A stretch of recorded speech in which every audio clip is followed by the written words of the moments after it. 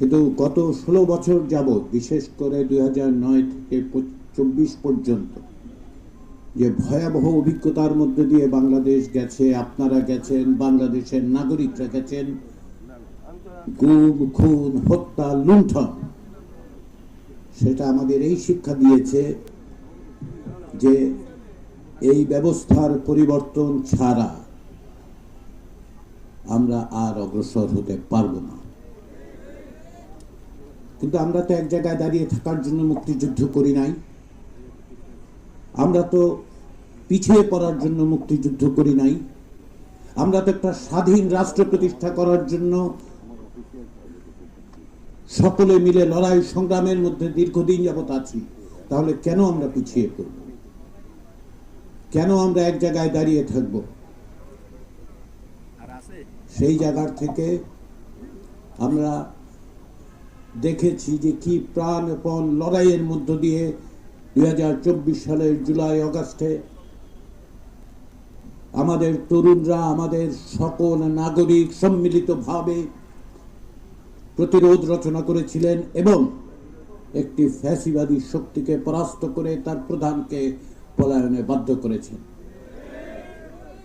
লক্ষ্য করে দেখুন, কেবল একজন প্রধানমন্ত্রী বলে কথিত ব্যক্তি পালিয়ে যাননি। তার মন্ত্রিসভার সকলে, তার তৈরি করা সাজানো বাগান হিসেবে যে পার্লামেন্ট ছিল, তার সদস্যরা পর্যন্ত পালিয়ে যেতে বাধ্য হয়েছেন। জনগণের রোষ যখন তৈরি হয় তখন পালানো ছাড়া আর কোনো পথ থাকে না।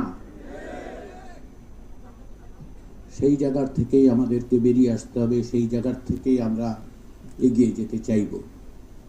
তারই একটি পথ হচ্ছে, তারই একটি সম্ভাবনা হচ্ছে গণভোট।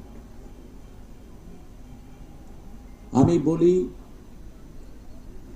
এই গণভোট হচ্ছে গত 16 বছর যাবৎ সংগ্রামে যারা প্রাণ দিয়েছেন, যারা গুম হয়েছেন, তাদের পরিবার আমাদের কাছে একটা দায়িত্ব দিয়েছেন।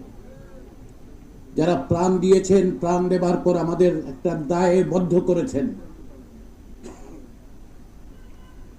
যে মায়ের বুক খালি হয়েছে, সে মা আমাদেরকে এই প্রতিশ্রুতি দিয়েছেন, এই দায়িত্ব দিয়েছেন যে আমরা যেন এই দেশের এই পরিস্থিতির পুনরাবৃত্তি না ঘটে তার ব্যবস্থা করি, যেন ভবিষ্যতে কোনো মায়ের কোল খালি না হয়, যেন কাউকে নির্যাতিত না হতে হয়, যেন কাউকে গুম হতে না হয়, বিচার বহির্ভূত হত্যার শিকার হতে না হয়। শুধু আমরা না, শুধু সরকার নয়, বাংলাদেশের অধিকাংশ